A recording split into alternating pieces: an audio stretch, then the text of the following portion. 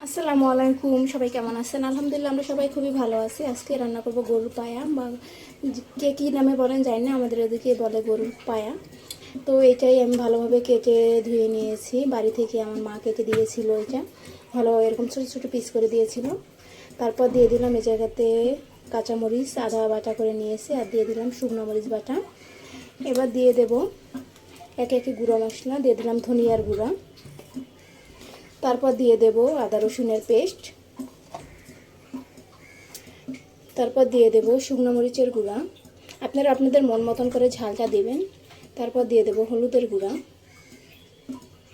কে কীরকম খান সেটা তো আর আমি জানি না, তো সবাই সবার মতন করে ঝালটা দিয়ে নেবেন।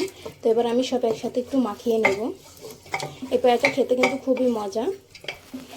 কার কার পছন্দ অবশ্যই বলবেন। আপনারা এইভাবে অবশ্যই রান্না করে খেয়ে বলবেন কেমন হয়েছিল। তো খুবই অল্প মশলা আমি করবো, এটা বেশি মশলা করবো না। পায়াটা কম মশলা করলেই বেশি ভালো লাগে। দিয়ে দেবো স্বাদ মতো লবণ, ভালোভাবে মাখিয়ে নেব।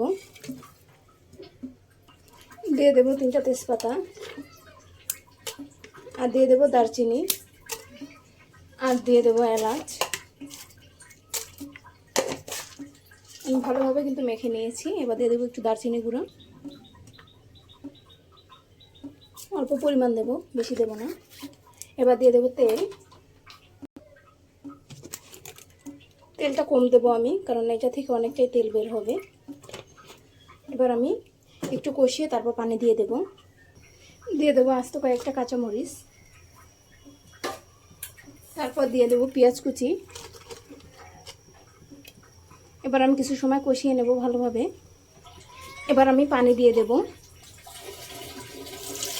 পানিটা আমি একটু বেশি দেবো, কারণ পায়াতে পানি একটু বেশি লাগে, আর এটা রুটি দিয়ে ঝোল দিয়ে খাওয়া হবে, এই জন্য পানিটা একটু বেশি দেওয়া হলো। যারা আমার ভিডিওটা দেখতেছেন ফেসবুক থেকে, তারা অবশ্যই লাইক করবেন, কমেন্ট করবেন, শেয়ার করবেন, ফলো দিয়ে দিবেন। আর যারা ইউটিউব থেকে দেখতেছেন তারা অবশ্যই লাইক করবেন, সাবস্ক্রাইব করে বেল আইকনটি বাজিয়ে দেবেন, যাতে করে আমার পরবর্তী ভিডিওটা আপনাদের কাছে পৌঁছায়। সবাই আবার পাশে থাকবেন, সবসময় আমার জন্য দোয়া করবেন, যাতে করে আপনাদের মাঝে আমি সুন্দর সুন্দর ভিডিও দিতে পারি। তো এবার আমি ঢেকে দেবো কিছু সময়ের জন্য। এবার আমি রান্নাটা করে নেব। আমি 7-8টা বাসির মতন দিয়ে তারপরে কিন্তু নামিয়ে নেব। এটা কিন্তু অনেকটাই হয়ে গেছে। এবার আমি ফোড়ন দিয়ে দেবো। ফোড়নের জন্য নিয়েছি পেঁয়াজ রসুন,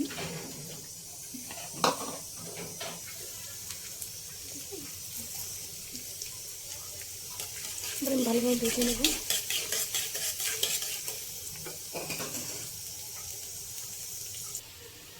নাড়িটা কিন্তু হয়ে গেছে। এবার আমি এটাকে ফোড়ন দিয়ে দেবো।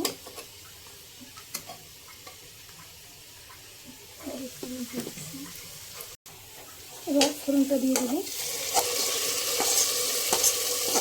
ভিডিওটা যদি ভালো লাগে থাকে অবশ্যই লাইক কমেন্ট শেয়ার করে দেবেন, ফলো দেবেন, আর ইউটিউব থেকে দেখবেন তাহলে সাবস্ক্রাইব করে দেবেন, বেল আইকনটা বাজিয়ে দেবেন, যাতে করে পরবর্তী ভিডিওটা আপনারা পৌঁছে যায়। তো সবাই ভালো থাকবেন। আজকে এই পর্যন্ত। আল্লাহ হাফেজ।